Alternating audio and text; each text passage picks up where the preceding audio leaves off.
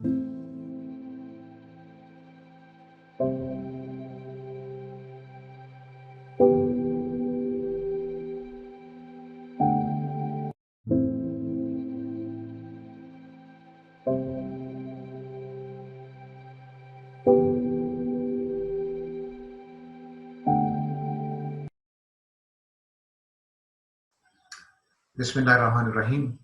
आज हम शब बारात के बारे में बात करेंगे। पहले इसके नाम के बारे में बात करते हैं।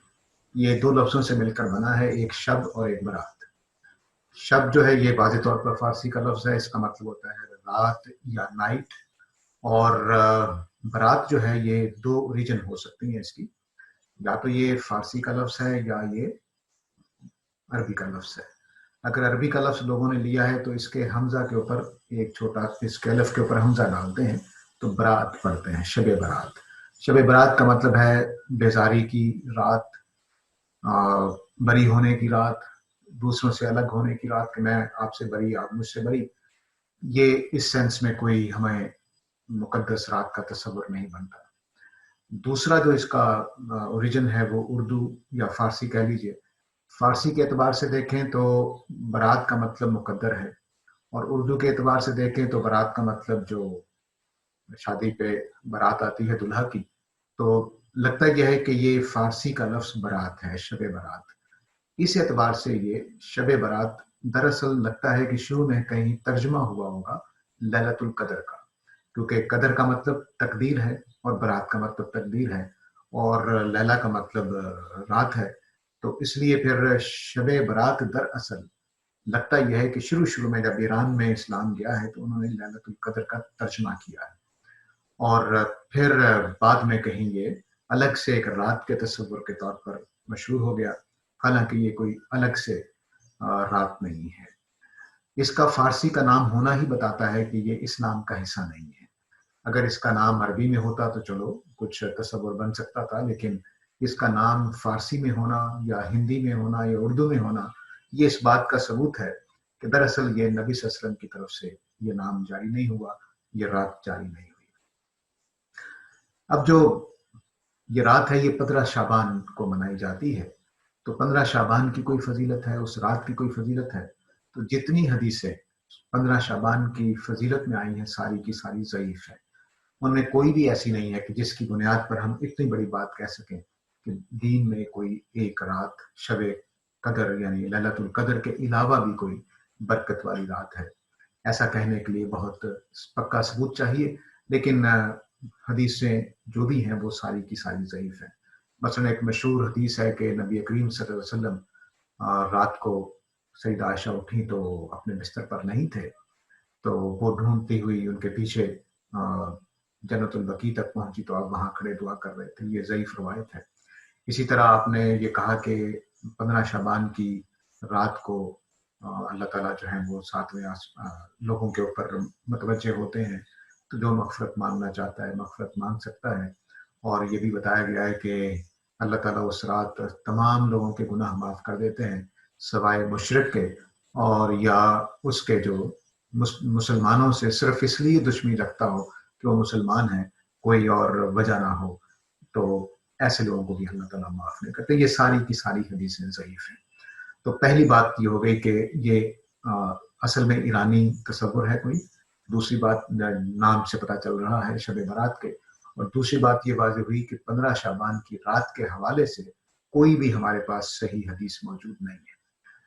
कुछ लोग सूरा अद-दुखान जो है उसकी जो पहली 2 आयतें हैं उससे भी इस्तेदलाल करते हैं कि कुरान मजीद से मालूम होता है कि ये कोई मुअज़्ज़ज़ रात है। पहली बात तो ये है कि वहाँ जो बात कही गई है वो लैलतुल कदर के हवाले से कही गई है, क्योंकि सूरा का आगाज़ यहाँ से होता है कि वल किताबिल मुबीन इन्ना अंज़लनाहु फ़ी लैलतिल मुबारका, कि ये किताब मुबीन है, इसकी हम गवाही के तौर पर पेश करते हैं। इसको हमने बबरकत रात में लैलतुल मुबारका में नाज़िल किया है। तो लैलतुल मुबारका और लैलतुल कदर एक ही रात के दो नाम हैं, दो वस्फ हैं, दो सिफात हैं। लैलतुल कदर का मतलब है कि वो रात जिसमें तकदीर लिखी जाती है, और दूसरा جو لیلۃ المبارکہ ہے وہ برکت والی رات ہے. اس میں اللہ تعالیٰ نے بتایا ہے کہ میں سارے فیصلے نازل کرتا ہوں. اور لیلۃ القدر میں بھی سورۃ القدر جو ہے اس میں اللہ تعالیٰ نے بتایا ہے کہ میں رات کو اللہ کے احکام لے کر فرشتے اترتے ہیں. تو یہ من کل امر لے کر اترتے ہیں. تو وہاں پر یہ بات واضح ہو جاتی ہے کہ یہاں پر یہی بات کہی گئی ہے کہ فیہا یفرق کل امر حکیم، کہ ہر حکمت والے حکم کا اس دن فیصلہ کیا جاتا ہے.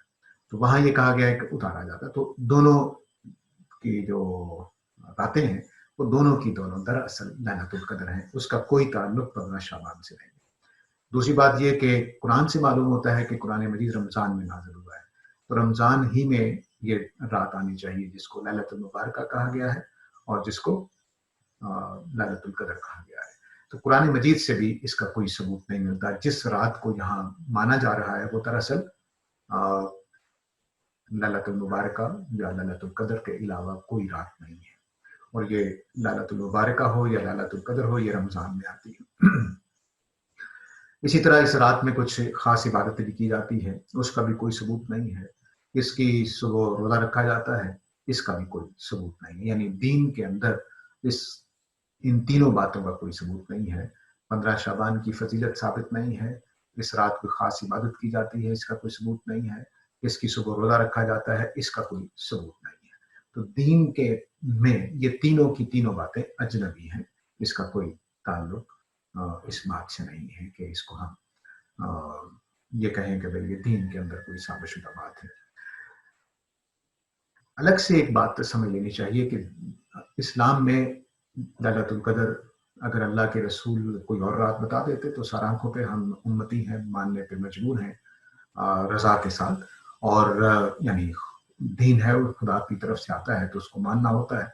لیکن اس طرح کی کوئی رات مقرر نہیں کی گئی کوئی اور بھی جس میں اس طرح کی فضیلت ہو جیسے لیلۃ القدر کی ہے. لیکن ایک بات عمومی طور پر جان رکھیے کہ پورے 12 مہینے، جمادی الاول ہو، جمادی الثانی ہو، محرم ہو، سفر ہو، جو بھی مہینے ہیں، جتنے بھی ہفتے ہیں، جتنے بھی دن ہیں، طاق ہوں یا جفت ہوں، سب کی رات کے بارے میں ایک فضیلت قرآن میں بیان کی گئی ہے اور اسی کی روشنی میں حدیثوں میں بھی آئی ہے. وہ یہ کہ جو فجر کا ٹائم ہے اس کو ہم سحری کا ٹائم ساتھ ملا سکتے ہیں. سحری اور فجر کا ٹائم ملا کر یہ وہ ٹائم ہے جس میں اللہ تعالیٰ اہل زمین کے اوپر متوجہ ہوتے ہیں کہ کوئی مجھ سے فضل مانگنا چاہتا ہے تو مانگ لے. قرآن نے اس کو بیان کیا ہے کہ وہ قرآن الفجر کانا مشہودہ، کہ فجر کے ٹائم پہ قرآن مجید مشہود ہوتا ہے، یعنی روبرو بیٹھ کر سنا جا رہا ہوتا ہے. تو گویا فرشتے اور اللہ تعالیٰ ہمارے اس وقت سامنے بیٹھ کر ہم سے گویا قرآن سن رہے ہوتے ہیں. تو یہ فجر کی فضیلت ہے. یہ فضیلت ہر رات کو ہے اور ہر رات میں حدیثوں سے معلوم ہوتا ہے کہ اللہ تعالیٰ 7ویں آسمان پہ آتے ہیں اور اپنے بندوں کے لیے اعلان کرتے ہیں کہ جو مانگنا چاہو فضل مانگ لو، مغفرت مانگنا چاہو مغفرت مانگ لو. جو اس ٹائم پہ اٹھا ہوگا وہ خوش قسمت ہے کہ وہ اپنے رب سے مغفرت مانگ لے. تو یہ تو بالکل واضح ہو جاتا ہے کہ پورا سال یہ برکتیں رات کو حاصل ہوتی ہیں جس کو ہم سحری کا وقت کہتے ہیں. اس کے علاوہ یہ بات بھی دین میں واضح ہے کہ کوئی دن اسلام میں کوئی دن منحوس قرار نہیں دیا گیا. ہر لمحہ پاکیزہ ہے، سوائے اس کے کہ آدمی گناہ میں پڑ جائے، وہ گناہ کا لمحہ اس کے لیے ناپاک ہے. لیکن باقی لوگوں کے لیے اس لمحے میں کوئی لمحہ منحوس نہیں ہے، کوئی ناپاک نہیں ہے. پورے 12 مہینے کے مہینے، ہفتے کے 7 دن، 24 گھنٹے اور اس کے جتنے بھی سیکنڈ اور منٹ بنتے ہیں سارے کے سارے پاکیزہ، غیر منحوس، برکت والے، خدا کی طرف سے تائید و نصرت والے ہیں. اب آخر میں اتنی بات مزید واضح کرنا چاہتا ہوں کہ شب برات نہیں منانی چاہیے. کیوں؟ اس لیے کہ اللہ تعالیٰ نے قرآن مجید میں یہ بات کہی ہے کہ جو بھی آدمی کوئی نئی رسم، کوئی نئی عبادت، کوئی نیا دن، کوئی نئی رات، کوئی نیا عبادت کا طریقہ، کوئی نئے طریقے سے ثواب کمانے کی سبیل پیدا کرتا ہے تو وہ اللہ تعالیٰ پر افترا مانتا ہے، یعنی اللہ تعالیٰ پہ جھوٹ باندھتا ہے. اس کا مطلب کیا ہوتا ہے کہ میں یہ کہوں کہ اللہ تعالیٰ یہ کہہ رہے ہیں کہ یہ رات بڑی افضل ہے، تو یہ جھوٹ ہوگا اگر اس کا کوئی ثبوت ہمارے پاس نہیں ہے. تو یہ افترا علی اللہ ہے، یہ کبیرہ گناہ ہے. اس کے نتیجے میں آدمی کے سارے ہی نیک اعمال ضائع جا سکتے ہیں اور آدمی دوزخ میں جا سکتا ہے۔ اس لیے اس طرح کی چیزوں میں بڑی احتیاط کرنی چاہیے۔ نبی کریم صلی اللہ علیہ وسلم کی بہت ساری حدیثیں ہیں جس میں آپ نے کہا ہے کہ کل محدث بدعہ و کل بدعۃ ضلالہ و کل ضلالۃ فی النار۔ دین میں ہر چیز جو نئی بنائی جائے گی وہ بدعت ہے، اور ہر بدعت گمراہی ہے، اور ہر گمراہی دوزخ میں جائے گی۔ تو اس کا مطلب یہ ہوا کہ ہم بڑے ہی نازک کام کر رہے ہوتے ہیں جب ہم کوئی اپنی طرف سے نئی چیز جس کا ثبوت نہ ہو، خواہ پرانی چلی آ رہی ہو لیکن اس کا ثبوت نہیں ہے، تو وہ دین میں نئی چیز ہے، وہ نبی صلی اللہ علیہ وسلم نے نہیں دی ہے۔ تو اس لیے نہ نبی صلی اللہ علیہ وسلم کی سیٹ پر بیٹھنا چاہیے کہ میں آپ کو بتاتا ہوں کہ یہ رات افضل ہے، نہ اللہ کی سیٹ پر بیٹھنا چاہیے کہ میں بتاتا ہوں کہ یہ رات افضل ہے۔ تو اس لیے یہ واضح رہنا چاہیے کہ اللہ اور اللہ کے رسول کو حق حاصل ہے کہ وہ ہمیں دین بتائیں، راتوں کی فضیلت بتائیں، دنوں کی فضیلت بتائیں، رمضان کی بتائیں، رمضان کے علاوہ کسی میرا آپ کا کوئی اختیار نہیں ہے۔ جو آدمی نبی اکرم صلی اللہ علیہ وسلم سے محبت رکھتا ہے اور ان کو اپنا رسول مانتا ہے تو اس کے اندر یہ غیرت ہونی چاہیے کہ وہ نبی صلی اللہ علیہ وسلم کے دین کو خراب نہ کرے۔ وہ جس طرح نبی صلی اللہ علیہ وسلم سے محبت کرتا ہے اسی طرح نبی صلی اللہ علیہ وسلم کے دین سے محبت کرے اور اس میں کوئی گڑبڑ خرابی نہ آنے دے، کیونکہ جب وہ خرابی آنے دے گا تو اس کا مطلب ہے کہ وہ نبی صلی اللہ علیہ وسلم کی بات کے اوپر کوئی اضافہ کرنا چاہتا ہے، اور جو نبی صلی اللہ علیہ وسلم کی بات کے اوپر اضافہ کرنا چاہتا ہے وہ یہ خیال کرتا ہے، عملی طور پر ثابت کرتا ہے کہ دراصل اس کو نبی صلی اللہ علیہ وسلم کی بات پر تسلی نہیں ہے، وہ کچھ اور بھی کرنا چاہتا ہے۔ تو نبی کریم صلی اللہ علیہ وسلم کی باتوں میں نہ اضافہ ہو سکتا ہے نہ تبدیلی ہو سکتی ہے۔ دین بتانے کا کام صرف نبی کریم صلی اللہ علیہ وسلم دیتے ہیں۔ آخری بات میں یہ عرض کرنا چاہتا ہوں کہ جب ہم کوئی نئی رسم بناتے ہیں، کوئی نیا عبادت کا طریقہ پیدا کرتے ہیں، یا ثواب کی کوئی ایسی حاصل کرنے کی کوئی اسکیم بناتے ہیں جس کا دین میں کوئی تصور نہ ہو، تو اس کے بارے میں ثواب کے بجائے الٹا گناہ ہوتا ہے، کیونکہ وہ بدعت ہوتی ہے، کبیرہ گناہ ہوتا ہے۔ تو اس لیے کوشش کریں کہ جو نبی کریم صلی اللہ علیہ وسلم کی طرف سے دین ملا ہے اس کو مضبوطی سے تھامیں، اسی کے اوپر عمل کریں، اس کے علاوہ کوئی چیز اس میں نہ ڈالیں۔ اور جو بھی دین نبی صلی اللہ علیہ وسلم کا ہے اس کے بارے میں ہماری ایک ذمہ داری بھی ہے جو قرآن نے فرمایا ہے کہ ان حکیم الدین، کہ ہم اس دین کو محفوظ رکھیں، سیدھا رکھیں، اس میں کوئی خرابی کوئی گڑبڑ نہ آنے دیں۔ تو اس کے ساتھ ہی ساتھ اجازت چاہتا ہوں، انشاءاللہ پھر آئندہ ویڈیوز میں ملاقات ہوتی رہے گی۔